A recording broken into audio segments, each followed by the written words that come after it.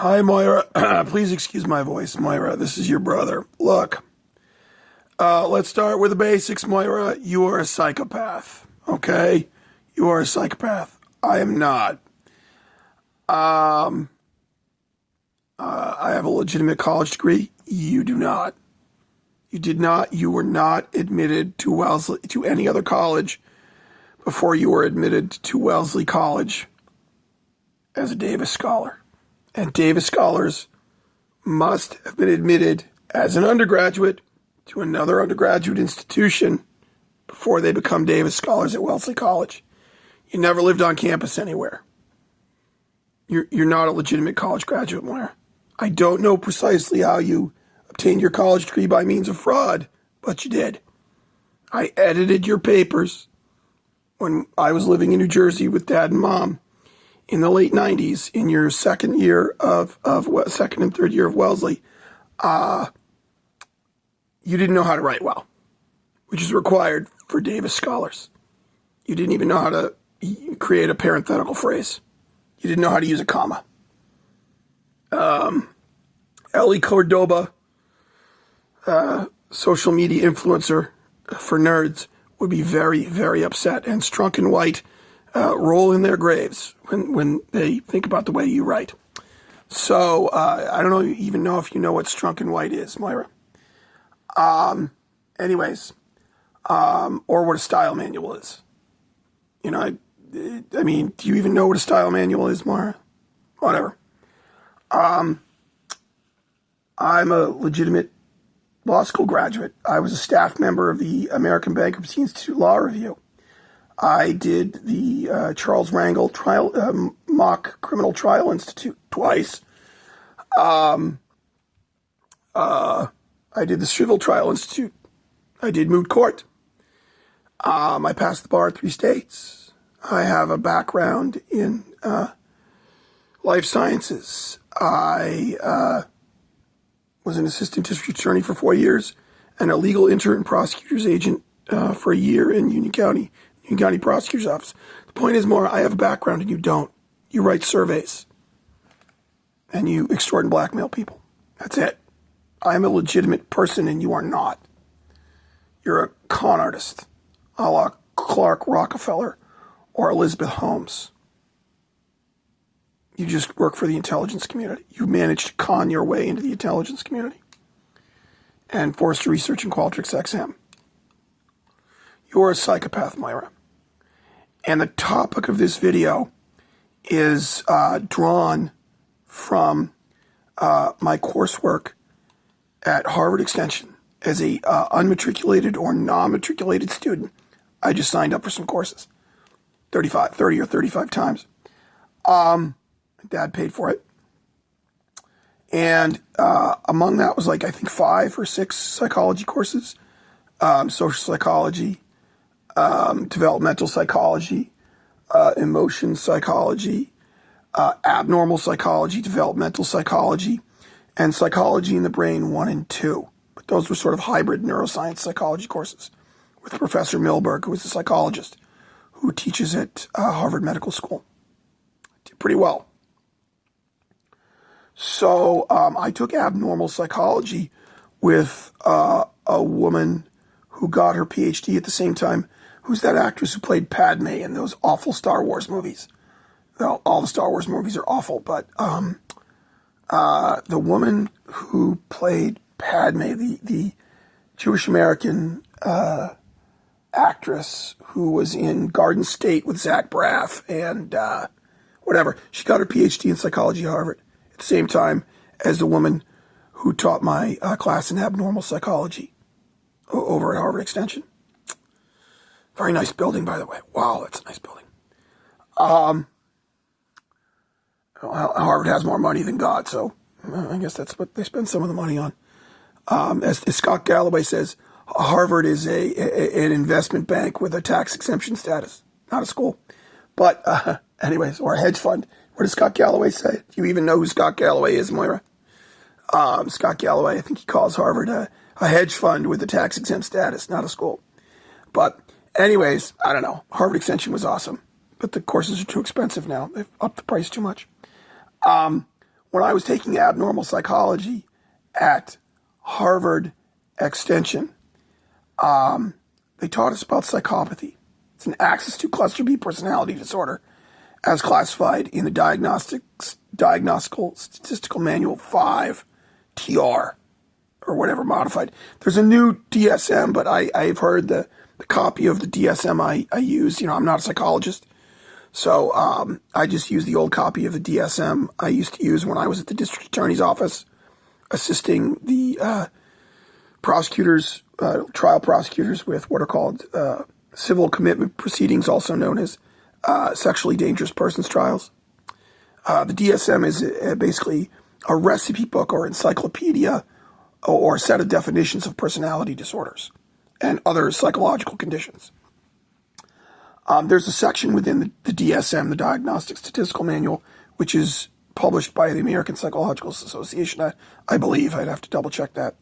The DSM is sort of like how you classify people psychologically who have forms of mental illness, depression, anxiety, paraphilias. Yes, the Tempelopoulos family, although they don't know it, they know a lot about paraphilias. Yes, they do. Groping teenage girls on the subway and blaming it on somebody else is a very particular paraphilia. Because, Jeffrey N. Berman, I believe, was framed for being the Green Line groper by the real Green Line groper. And groping young women on the Green Line is a paraphilia. It's not frauderism, but it's a paraphilia. Anyways, it's close to frauderism. It actually is a frauderism? No, I think frauderism is about touching has to be accidental. Anyways, the point of this video is psychology. And specifically, Moira, that you are glib. And the title of this video should be Moira is glib. Now, psychopathy is defined by Robert Hare. The Diagnostic Statistical Manual doesn't talk about psychopathy. It talks about antisocial personality disorder. So that's why I always say you're a psychopath. Psychopathy or the psychopath is slightly different than antisocial personality disorder, which you essentially have, Moira, which is defined in the Diagnostic Statistical Manual in Axis 2 and Cluster B. Mom's also in there. It's called narcissistic personality disorder. It's a rigid personality disorder that takes over sometime around age 13 and is inflexible throughout life. And that's why you and Mom refuse to call me back. You and Mom have not called me or talked to me in any significant way since Dad died. We've had a few conversations on the phone, but nothing significant. And since I was wrongfully terminated from Boss 5, probably under the orders of the Italian Mafia in Greater Boston, they got some blackmail information on Dan Gruber. That's my hypothesis on how that happened. Since I was wrongfully terminated from Boss 5,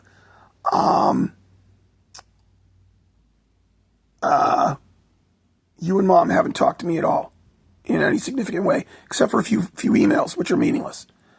This is called abandonment. And when I'm in a bad situation, and this is what demonstrates, one of the things that demonstrates very clearly that both you and Mom have personality disorders. You are being unreasonably rigid in a situation in which an immediate family member, regardless of whatever flaws I have, I'm in danger and in trouble. And you and Mom have control of $20 million, and you're not doing anything to compensate me for the work I'm doing online, of which you benefit from, you and the Greek mob benefit from, and you're not doing anything to make sure I'm safe when you have ample resources to do so. You're not making sure the car is working. You're not making sure I have the ability to get to the grocery store, and you're the manager of Dad's estate, which is a fiduciary duty, which places upon you through the Middlesex Probate and Family Court an affirmative fiduciary duty to act. Because I took care of Dad for 10 years before he died. And Mom, I did TPN, I did light nursing, I did shopping, cooking, cleaning, driving to doctor's appointments, advocacy at the St. Luke's Medical Center, emergency department twice, once one of which that such advocacy resulted in Dad being admitted to a nursing home when he really needed to be admitted to a nursing home. Saving Dad's life twice by calling Boston, saving Dad's life twice by making him go to the hospital by calling Newton EMS. Once by driving his propranolol to Dartmouth. When he had forgotten it here, it surely would have killed him to have gone off the propranolol suddenly. It's a beta blocker, which if you go off suddenly, you die of a hemorrhagic stroke.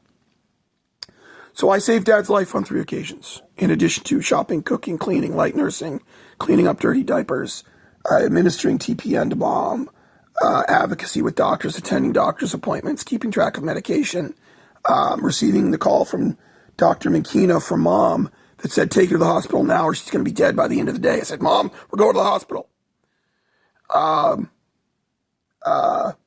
That was like August or September of 22 when that happened.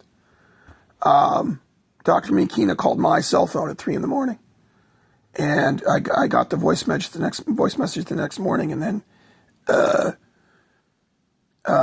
said, hello, Dr. McKenna. Hi, Dr. McKenna. How you doing? And take your mother to the hospital now or electrolytes are okay. Yep, you got it, Dr. McKenna. Mom, we're leaving. Anyways, she ended up at the Faulkner. Anyways, the point is, I did yeoman service for 10 years, and I am entitled to an inheritance. I earned it, and I was promised it. And Dad demonstrated clear intent to give it to me. And you're refusing to talk to me under these circumstances. And you're the manager of his estate. And I'm in a financially difficult situation, and someone's killed my cats. And you won't return my car. You and Mom won't return my car, which is worth $13,000, which I could sell to buy suits to go look for a job. Your refusal to do all these things is called rigidity. It demonstrates that you and Mom have personality disorders because you're refusing to do something even when you have an affirmative legal obligation to do so because under the auspices, the obligation of the Middlesex Probate and Family Court. And you're refusing to act. That is extreme rigidity, which means you have a personality disorder, Moira. You refuse to talk to me through third parties. You refuse to talk to me in a way in which I request you do, which is through texts and emails exchanges, which would be in writing, so I could prove you're a liar. That's called extreme rigidity, Moira, which demonstrates beyond any doubt that you and Mom both have personality disorders. Now, you're a psychopath, as defined by Robert Hare and the Hare Psychopathy Checklist, the PCLR, the Hare Psychopathy Checklist revised. I learned about this when I was helping the child abuse unit over at the Middlesex County DA's office put child rapists and sex offenders away for the rest of their life through civil commitments. In front of me is something that are objects to help you understand, Moira, that you are glib and about leverage in this situation.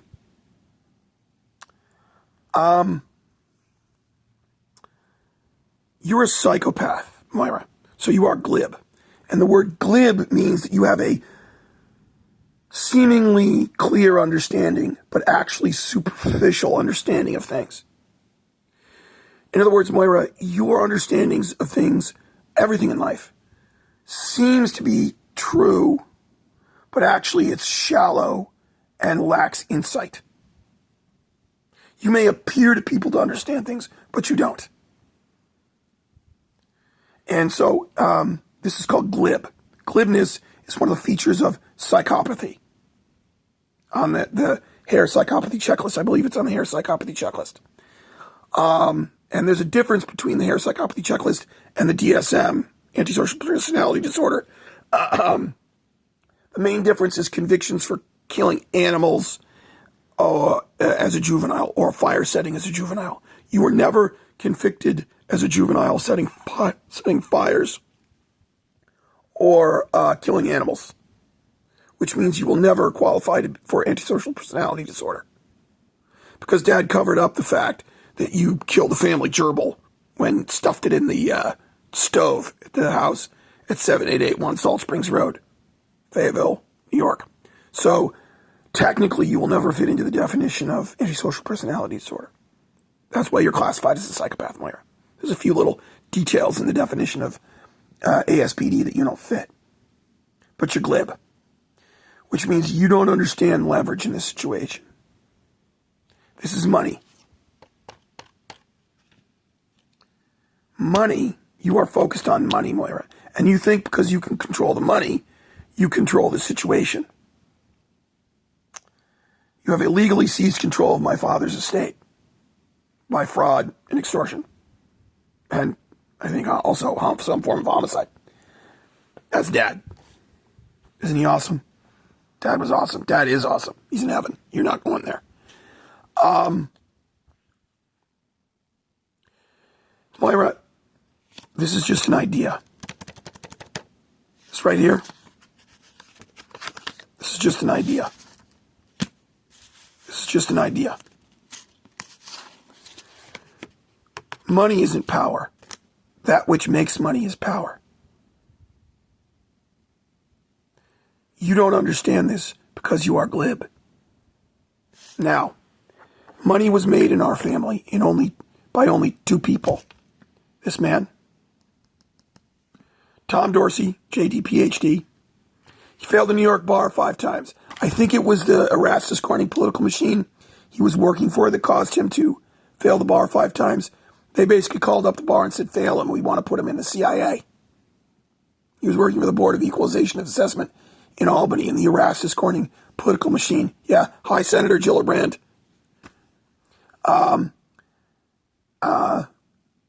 Look it up. They quite unethically failed Dad 5 times on the bar. Because there's no way this man fails the bar 5 times and his son passes it 3 times in 3 different states on the first try. Particularly when I only studied for the Mass bar for a few hours on the train on the way up here with a big packet of stuff from Barbary. This man passed the bar 5 times. But they failed him so they could recruit him to the Maxwell School and get him into the CIA. So Dad made the money in the family. You're just some grifter and parasite. You murdered Dad. You committed some form of homicide against Dad. So there's only one person left to make the money. That's me. I bought this at Suffolk Law School. This is a case book. You've never seen one of these, Moira. Well, you've seen one, but you never spent, 15 hours with one. This is Wills, Trusts, and Estates by Dukenmeyer. And I'm not showing the background in the room because the room is a fucking mess. The room is the mess Mom left. 25 years of mess Mom left behind. You've never seen one of these, Moira. This is a case book.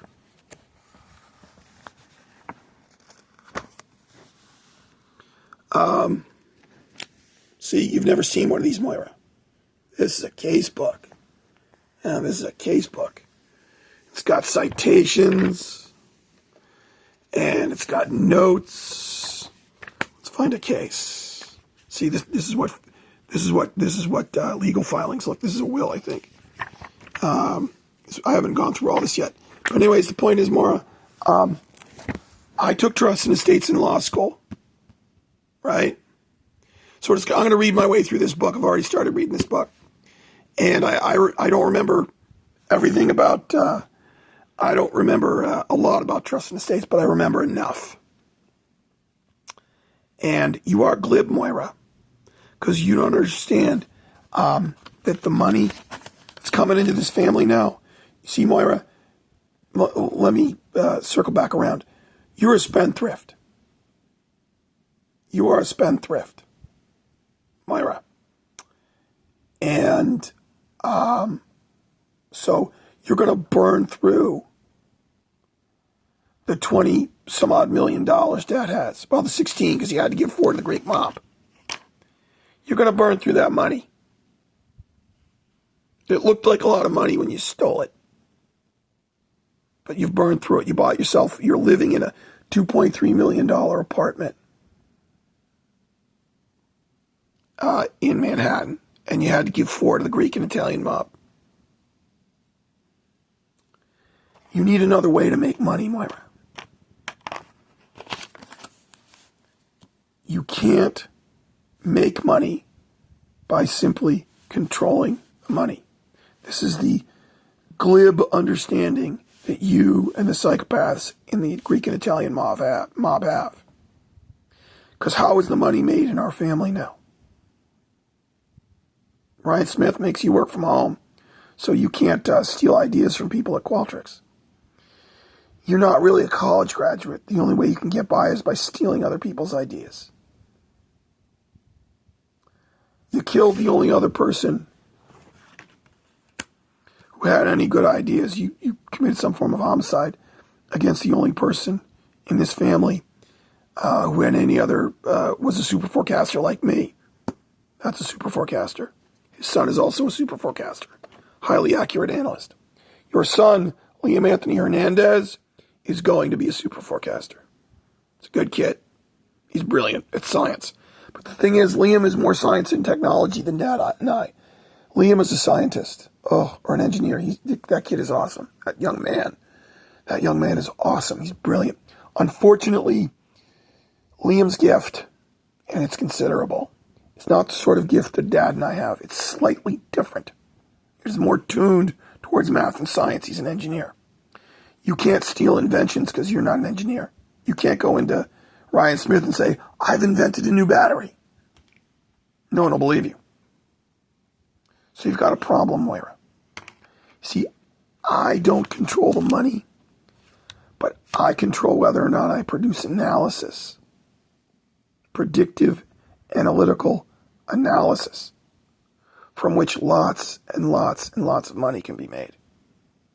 I control whether or not I spend the day out painting the house and learning about trust and estates so I can sue your ass, or whether or not I sit down and do research all day on economics, politics, military technology, and world events, and artificial intelligence and technology, which produces analysis, which the Greek and Italian mob can then steal,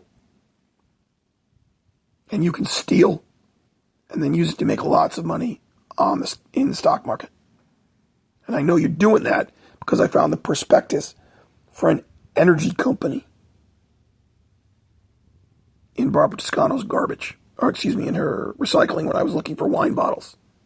Because I'm making my homemade wine. Because given how horrible this situation is, twice a week I have about a glass, 2.5 glasses of wine, homemade wine. Last night it was Scrumpy. I had 3 glasses of Scrumpy last night. That's apple Scrumpy. It's basically hard apple cider. I'm having 1, 2, 3, 4. I'm having 5 servings of alcohol a week, which I believe is within the Surgeon General's guidelines. But I'm really good at making it. I have a problem. I've made so much wine, it's not going to last. So I'm going to have to throw some of it out. I'm freeze distilling some of it to preserve it. It'll last longer if it's at 30% ABV. But anyways, call the ABC. Call the ABC, have them come over, and I'll have a chat with them and talk to them about their mob connections, and they'll go running away. Hey, man, run away, he's a lawyer. Run away. I'll start talking about them, about their Italian mafia connections, and they'll be like, nope, that's fine. Okay, you take care, officer, bye-bye. Don't hit anything. As you recklessly drive away, officer, don't hit anything. Oh, that was a cat.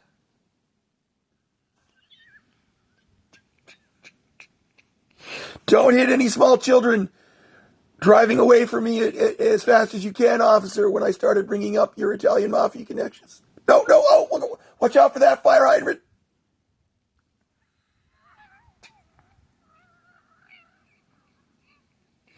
Anyways, the point here is, Moira, you and the Italian mafia are glib.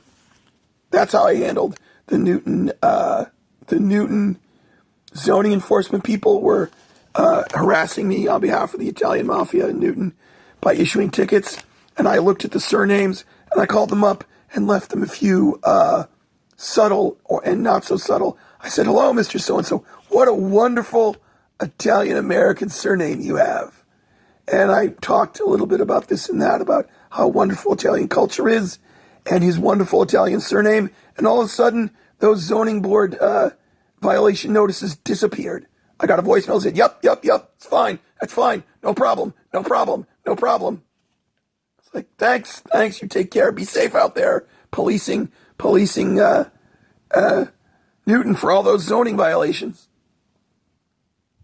It was somebody else's fault. The zoning violation was created by the people my sister hired to do the lawn. It wasn't me. And I explained this to him. I was like, look, I didn't put the gas cans there. Those belong to the people who do the lawn. And I fixed the situation, but it's not my responsibility because it's people who take care of the lawn and not my problem. And I didn't cause the problem, but I fixed the problem. Is that okay? Yup, that's fine. What a wonderful Italian-American surname. Yup, thanks, bye. It was all voicemails. We didn't talk directly. Anyways, that's all taken care of, Mr. Dorsey. Thanks. No problem. You take care there, officer.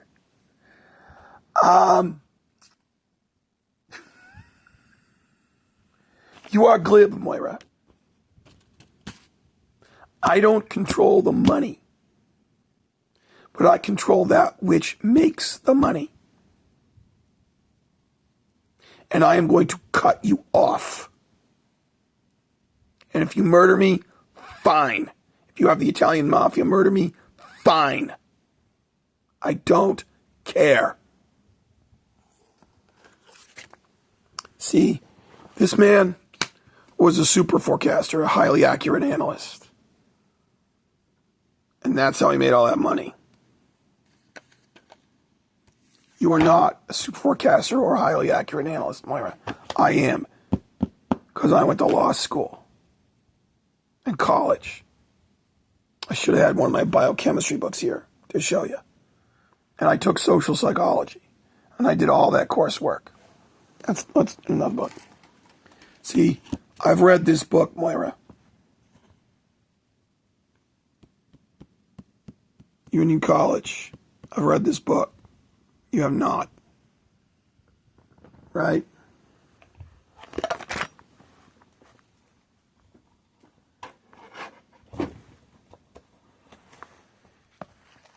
I've read this book, Moira. You have not. Right? I studied this book. What else have I got within arm's reach? Hang on a second.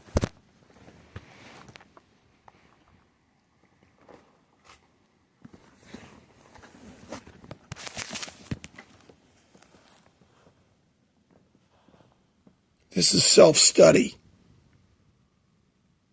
I've got this book, Moira. You do not.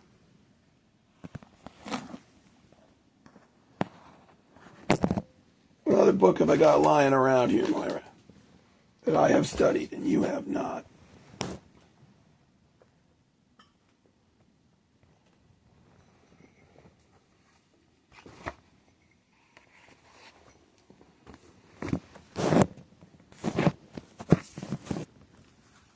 This is another one of my books, Moira, that I have and you do not.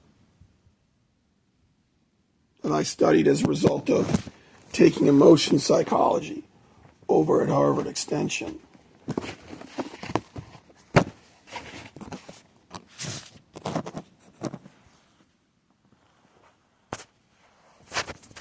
Sorry, this video, you're going to need stabilization for this video.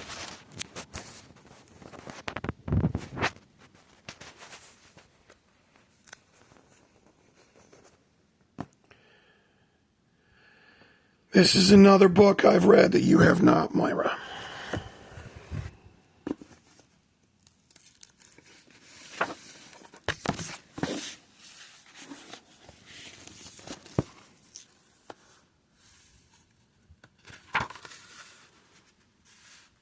This is another book I have read that you have not, Moira. It's Hank. The Art of Intelligence by Henry A. Crumpton. It's another book I've read, Moira, that you have not.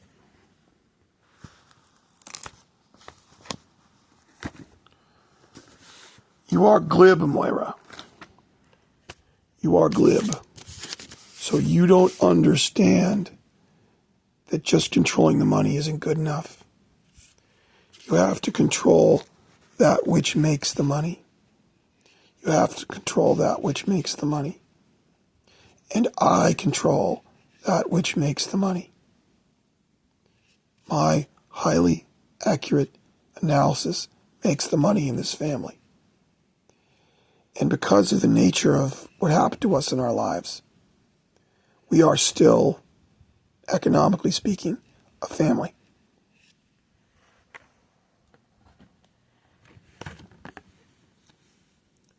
You and Mom committed some form of homicide against the only other person besides me in this family that could make money. That means I'm the only one left in the family that can make money. You're a grifter, Moira. The only thing you can do is steal. And Qualtrics has figured you out. So I can't control this, but I can control that which makes this.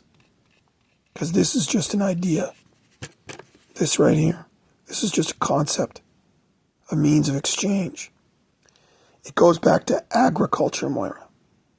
See, the only reason we need this is agriculture. This is why you are glib, Moira. You don't understand that if we don't have agriculture, we don't need this. The only reason we have this is because of agriculture and eventually industry. Before agriculture, we didn't have money. It was only after humanity invented agriculture that we needed this.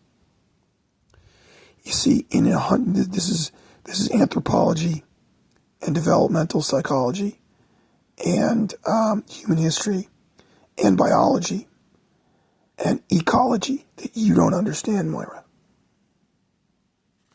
There's only one reason we need money. It's called agriculture. You see, it's about the number of hours a day a person has to work in order to create enough food and shelter and resources to survive, reproduce, and care for their children. When you're a hunter-gatherer group, you spend all day working your ass off. Everyone in the tribe has to spend all day working their ass off just to have enough food and shelter to survive. Once you have agriculture and animal husbandry, which is part of agriculture, everyone starts to have leisure time. So people can pursue other endeavors, like engineering, building things that make it easier to survive, building machines, very rudimentary machines 5,000 years ago, or 2,000 years ago, that make it easier to survive, smelting metal, developing any number of technologies, studying, developing a writing system, cuneiform, every writing system, cuneiform, they were invented to keep track of debts and the amounts of grain. So-and-so gave us this many bales of grain. Every writing system on the planet and every money system on the planet was invented to keep track of labor. This is a way of storing up labor.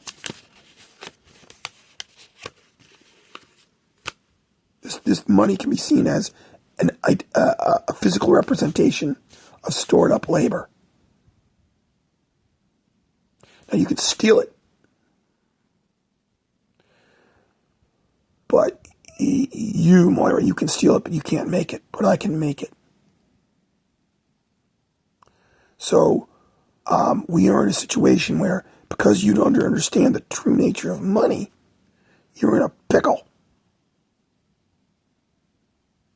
Because you control the money. You use fraud and crooked lawyers in the Italian mafia,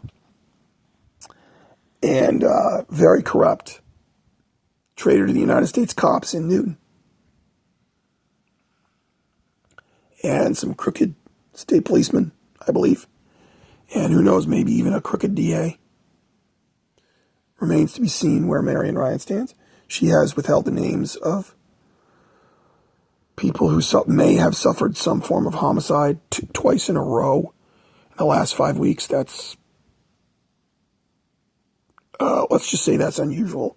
There was a car accident on evacuation day on March 17th, on St. Patrick's Day in Newton, which may have been a motor vehicle homicide, and she withheld the name of the victim. And there was a shooting in Lexington a couple days back by a police shooting, and she withheld the name of the victim. And that's unusual. Let's just say that's unusual in law enforcement. And I'm beginning to suspect there's a problem, a serious, serious problem in law enforcement in Middlesex County. The deaths of Jake Ciccione, William Spalding, Captain William Spalding of the Newton PD, and Seti Warren could we lead one to believe, it could lead, based upon the dates of death and who they worked for in life, it could lead one to believe that there is at least a reasonable articulable suspicion or even probable cause to believe there's a friggin' serial killer killing members of Newton City government every once in a while. Because they all died in the first week of November, and they were all, either when they died or at some point in their life, been employees of the city of Newton. They were all men between the ages of 50 and 55. Healthy. That's weird. Is there a serial killer loose in Newton, and the DA isn't releasing the names of people who die in, possible motor vehicle homicides and police officer shootings? That's weird. So there may be a problem with incompetence and or corruption in law enforcement, serious incompetence or corruption in law enforcement in Middlesex County. That's what you use to steal the money, Moira. But you can't make the money. And you don't understand the power of the situation now, the power dynamics in this situation. Because you're glib. Moira is glib, is the title of this video. And because you are glib, you have a glib understanding of money and power. You don't understand that I can cut off the money by simply refusing to do analysis online. Then what are you going to do? You're going to have to steal from somebody else.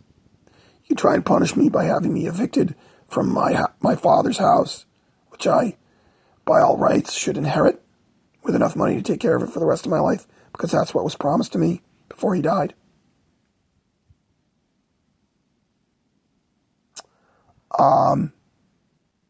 But you don't understand, Moira. You throw me out of this house, you have me murdered by the Italian mob, you're not going to find yourself another super forecaster, because you don't have any other super forecasters in the family to exploit, and you can't kidnap one off the street. So, Moira, you are glib.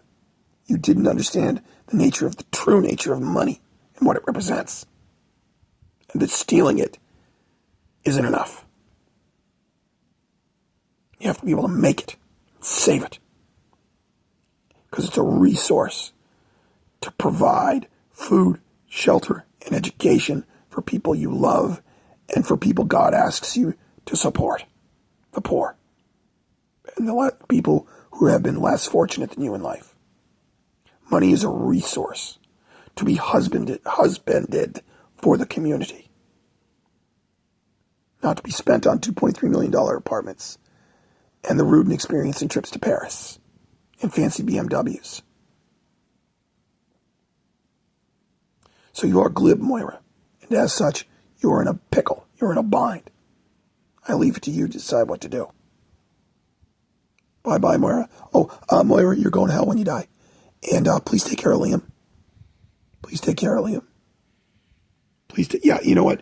They've used pictures like this on a number of different books written by former spies, former intelligence officers. Isn't that stupid? It's really stupid.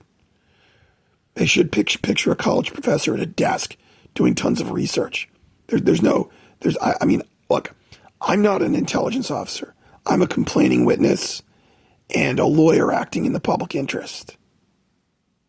If you want to know, if anybody watching these videos besides my sister, I don't think of myself as an amateur intelligence officer or anything like that. I'm a complaining witness and a lawyer acting in the public interest. That's it. And that's At some point, somebody's going to pay attention.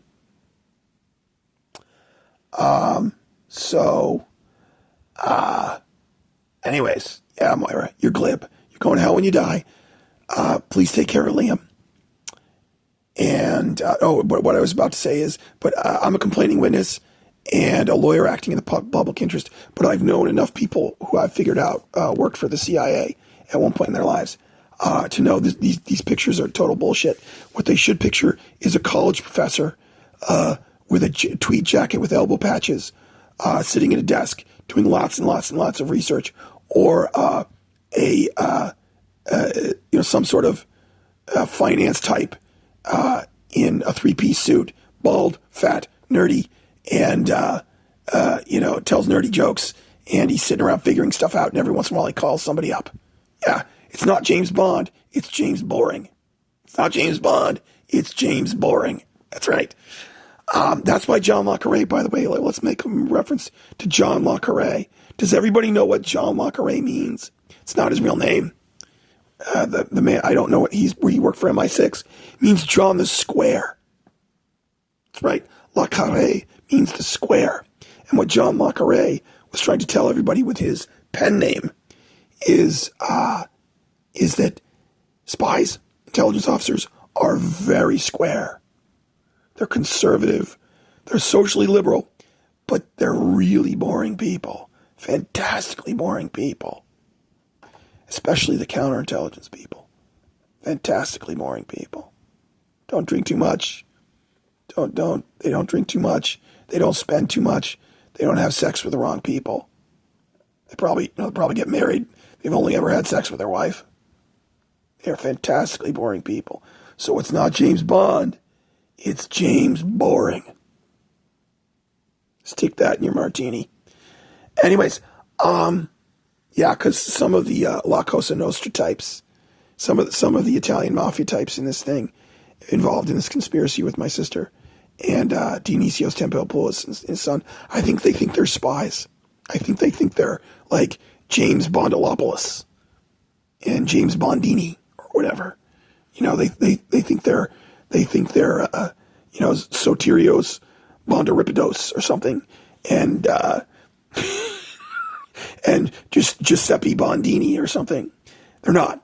They have no idea what real intelligence officers are like. I think I've met a few of them. I know I've met a few of them. They're boring. They're boring. So, Moira, you're glib. And your friends in the Italian and Greek mafia are delusional, sadistic, child-raping fantasists. So, some of them. No, I don't think they all rape children, but I'm pretty sure some of them do. So, yeah, Moira, you're in trouble with the law. And you take care of yourself. You're going to hell when you die. And you are glib. And please take care of Liam. He's a good young man. I would very much like to know where my nephew is attending college. I helped raise that young man. Every Sunday for years, I visited for 4 to 8 hours.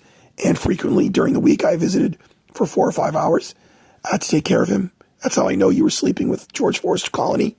You would come home at 9:30 at night, sweaty, dressed in $3,000 worth of clothing, and make a beeline. You'd say, "Hi, Larry. Hi, Edward. Hi, Love Bug," for Liam. And then you'd run as fast, you'd walk as fast as you could to the shower, toss your clothes on the shore, and toss your clothes on the floor, not the shore. Toss your clothes on the floor and take a shower. And George Forster Colony was 1.7 miles away with a great big smile on his face. I assume, I infer. So, Moira, you're in trouble. Please take care of Liam. It's in your best interest to do so. Bye-bye.